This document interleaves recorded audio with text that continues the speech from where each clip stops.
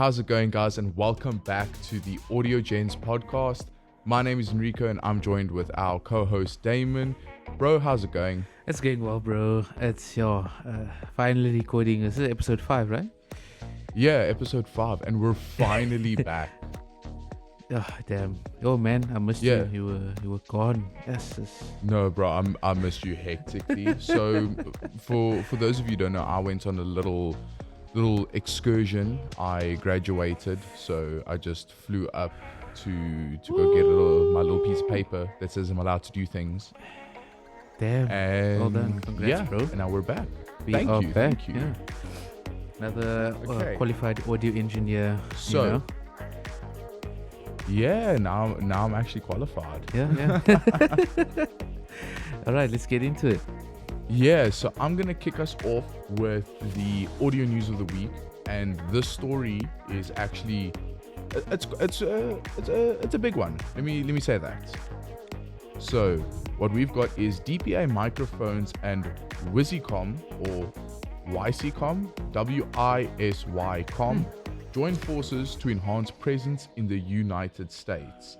So basically what Damn. they've done is DPA is absolute masters in like condenser microphones, and Wisicom, from what I've read, like I'm not really familiar with this company. I'm very familiar with DPA, but from what I've read is they are like a RF solutions company, which partnering with DPA, it's just like a whole package of brilliant live entertainment. So they've done this in order to like just increase reach in customers and the tech that they can provide. Yeah. So a little bit about like DPA. DPA microphones is the leading professional audio manufacturer from, I think they're Danish. But yeah, they make high quality condenser microphones, and their goal is always to provide like the most comfortable and finest microphone experience for like recording and live audio. It's absolutely brilliant. And then about Wisicom, they were founded in 1997, and they're a worldwide leader in designing and building the most sophisticated RF solutions for broadcast, film, and live production, renowned for their durability, flexibility, and reliability. So this whole like collaboration is quite scary, and Enzo Frigo, the CEO of Wiscom, stated that this is a unique opportunity for both brands to reach new customers and embark on new ventures. We look forward to strengthening our bond with our talented new colleagues at DPA and expanding our team to continue a journey of growth in North America. So that's the audio news of the week.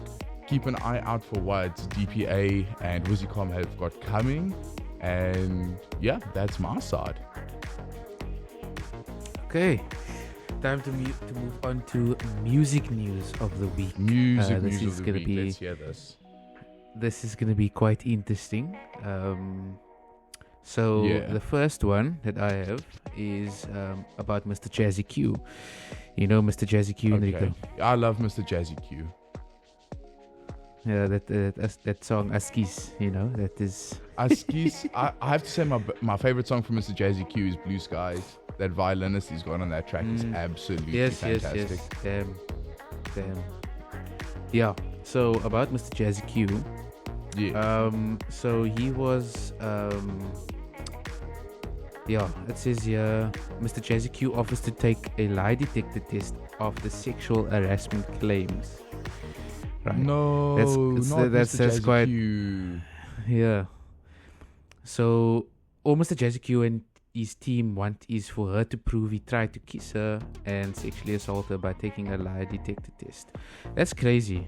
That is crazy. That is absolutely. Is there any more context on like the accusation? Like, who is this woman? Yeah. Let's just see here quickly. So he's prepared to undergo a lie detector test with YFM freelance concept producer who accused him of sexual harassment. That's I don't know how to pronounce this. Nkebo, I think.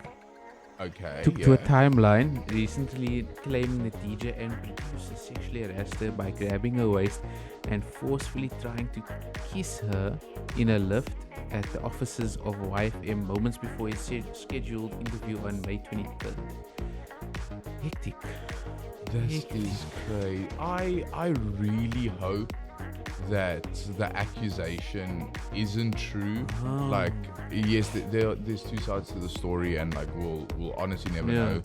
But like, he's got such an image, and he's been pushing bounds and being like a top like producer for the South African scene.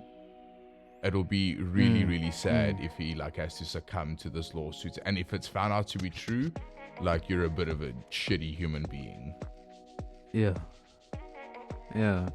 So the reason why he opted for a lie detector test, or to take a lie detector test, is because there are no cameras in the YFM lifts. Okay, I feel that's a thing that needs to be fixed. There should be cameras in lifts at like corporate establishments. Yes, and I mean, there usually is cameras in lifts. If you go to like the mall and stuff, there's cameras on top. Yes. So all the people who try to do naughty things in the lifts, there's cameras. Because unfortunately, us as human beings cannot be trusted in a small secluded space with other human beings. Yeah.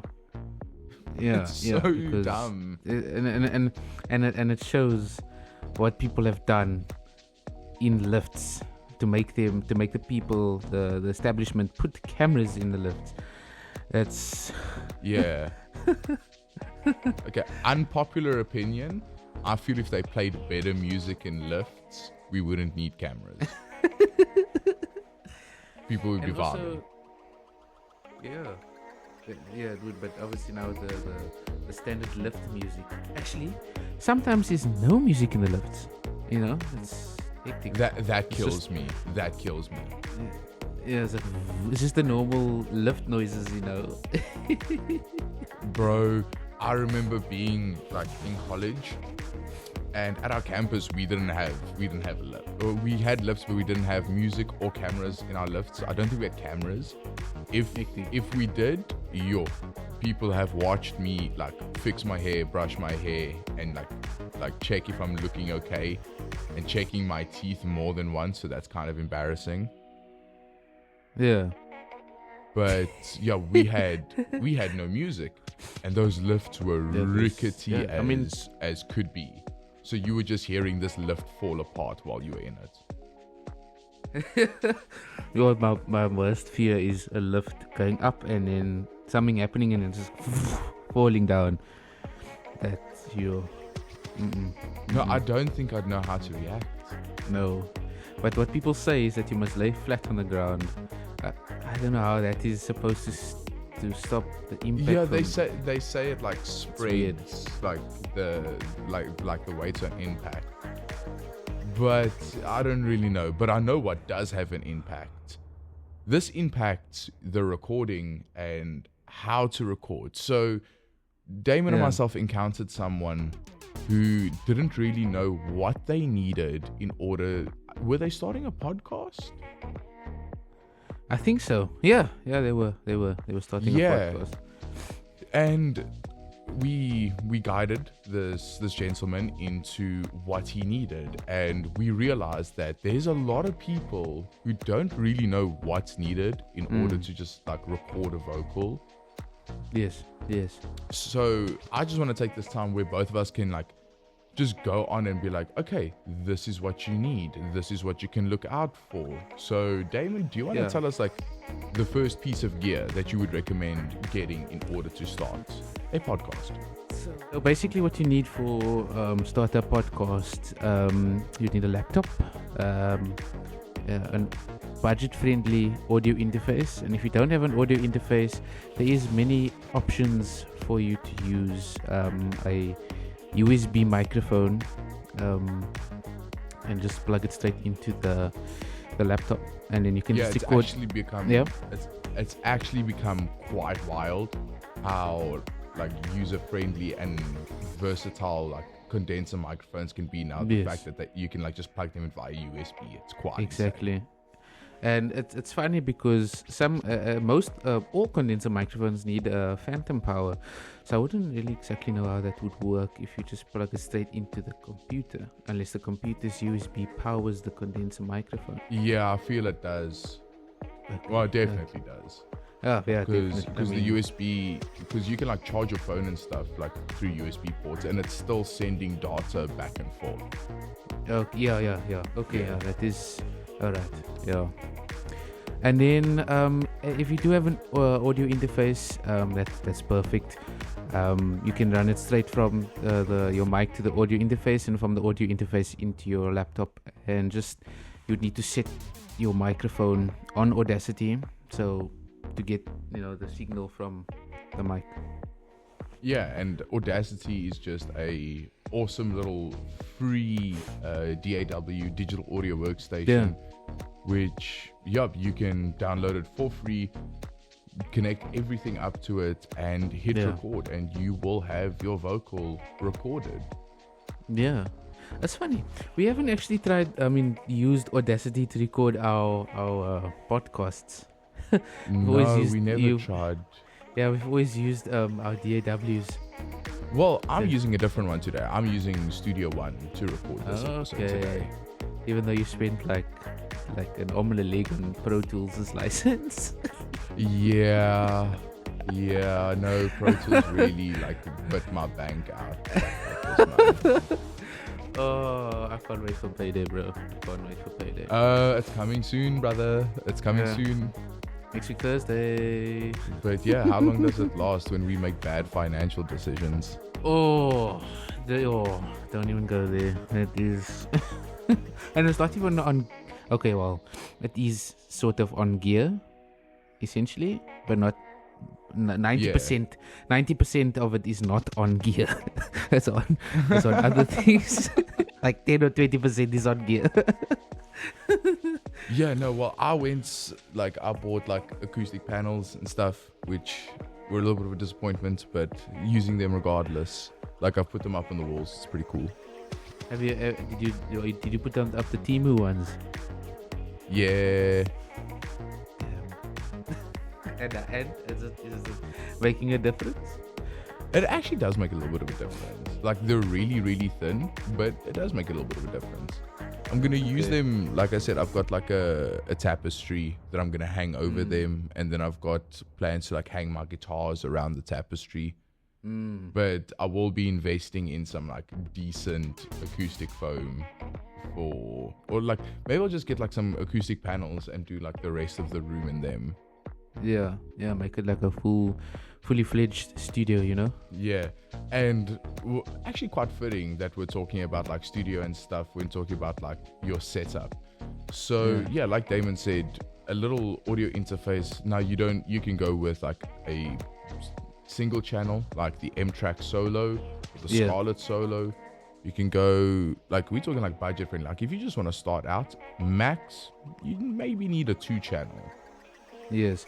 So you can maybe have some playback and maybe an instrument running through your podcast. But yeah, main one for your mic, a good DAW, free one being Audacity, BandLab, GarageBand, Reaper. All have their free trial. I think FL also has a free trial that you can record in. So yeah, it's very feasible to just actually get your vocal recorded. Yeah. And I mean, it's for me, I would recommend going for a 2-channel audio interface. Yeah. Essentially because say now you say you record on your own, and then maybe you want to have a guest, and maybe you bought a single channel, and now what you're gonna do? So now you're sitting there passing the microphone back and forth. And Yeah, making your editor's life hell. Yeah. At least we record separately, and yeah. Yeah, still makes the editor's life hell. Yeah. and now with 2 audios, that's gonna be even more. But yeah, eventually we'll get to on-site recording where the two of us can actually be in the same room and record. Yeah. And then if we do record at your place, we can just use the mixer, right? Yeah. We run everything through my mixer. Yeah. Beautiful mixer, by the way. Thank you. I have the the PreSonus Studio Live AR16. It's a USB. It's a USB compatible mixer which I use as my sound card. So I have 16 channels that I can record through. Really nice little mixer. I got it pretty budget friendly. Didn't cost me like an arm and a leg. But yeah, I've always been a little bit of a PreSonus baby. I love PreSonus. Yeah. And then also, if you'd like to be fancy, then you can get a studio boom arm. Right, that just clips onto your desk. Yeah, table. yeah, like highly recommend getting some like mic stands, desktop stands, boom arms, just something that you don't have to deal with handling noise of your microphone. Yes. Especially if you're using a condenser microphone, because I know the moment I touch this thing, everyone's gonna hear it. Yeah, no, it's hard. It's a horrible sound when someone's manhandling a condenser microphone. Yeah. So I mean, even as you said, mic stands, boom mic stands, that will even work perfectly. Because then you can just put it next to wherever you're sitting and use it like that. Fun fact, when I was starting out recording and making music, I used, as I've said in the previous episodes, that I used to sing or rap on. I used to have still going the Thor mic stand, the Thor mic stand. Used to be next to my desk, and it was a boom arm. That thing is still going, and that was like 5-6 years ago that it was bought. That is it's mad how strong it is. That just shows, invest in good mic stands. If you invest in good mic stands, you don't need to buy more mic stands. Exactly. Don't. Like, okay, not gonna lie, I do have a plethora of like cheap mic stands that I got for like small gigs and karaoke gigs. Like, I've got a plethora of cheap microphones because, okay, you saw what my Shure microphone looks like after that one karaoke gig. Ooh, yeah, it looks like a mushroom head. Yeah, no, Flat. it's bad. So I was doing this one karaoke gig, and now I'm sitting. It's not much mixing to be done. Like, I'm just making sure that like they can hear themselves. Doesn't sound too loud through the PA. Just young EQ here and there. Like, not doing too much. And I look up from my desk, and this lady is holding the microphone by the cable and swinging this thing above her head. She's like letting this thing rip. And to my sadness, this microphone goes flying across the room. Oh, what was the Shure microphone? Yeah, the Shure C607. Oh, you must have been so livid. I was losing my mind. I was ready to like pack up and leave, but unfortunately, I was getting paid to provide a service, so you just can't do that.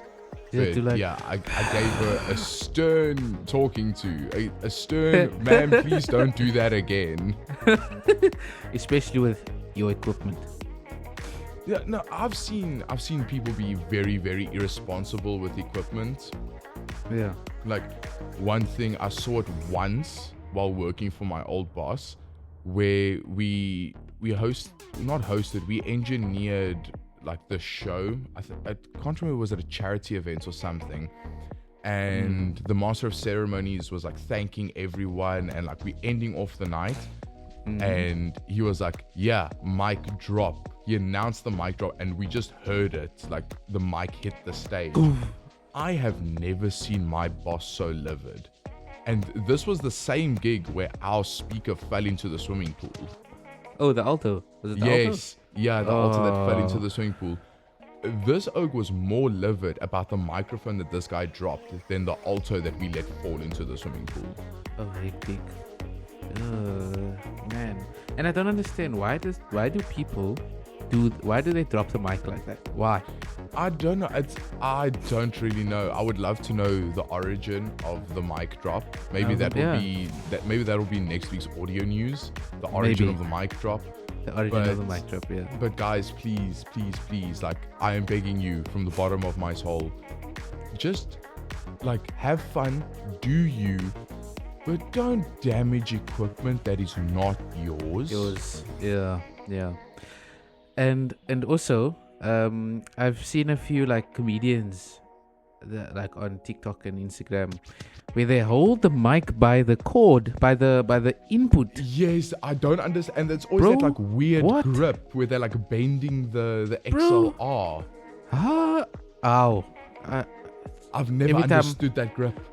Every time I look at it, I'm like, and it can't be comfortable because how are you supporting the microphone when you're holding onto the cable? Just now, the thing, you lose it and then it falls off. Just hold the microphone normally. Maybe they don't want some handling. Maybe they don't want the handling noise. Maybe. Okay, I guess, but then like just use like the Shure Nexodine. yeah. Or sorry, I won't stop glazing that mic. Or just a wireless system. Yeah, a cool wireless system would do good. Yeah, but okay, I don't really like. I can understand why comedians would like to have the microphone in their hands, because knowing myself, like, okay, I'm not a stand-up comedian by any shot, but if I had to stand on a stage with like a headset, I wouldn't know what to do with my hands. At least with that, I can like hold the microphone and like my hands are actively doing something. Exactly. Yeah. All right. On to the next. So, sorry, but no. guys, to wrap up our like little setup 101. The best way to get a podcast going or any vocal recording, I'm pretty sure later on we'll get into like band recording, like different instrument recordings. Yes. But just to sum it up, get yourself a laptop, computer, a little audio interface or a USB mic that can go directly into it. Yeah. A nice little digital audio workstation. There are free ones that we mentioned earlier, Audacity, Reaper, stuff like that. Yeah. And hit record. Like, just have fun with it. Do you, and you'll have fun. Yeah. The editing can come later on. You can editing comes later. You can pay someone to edit. But unfortunately, sorry guys, I have a free editor. Sorry, Enrico. He's my editor. He's off limits, guys. No. Right, on to our next segment. Music news of the week. Song of the week, actually.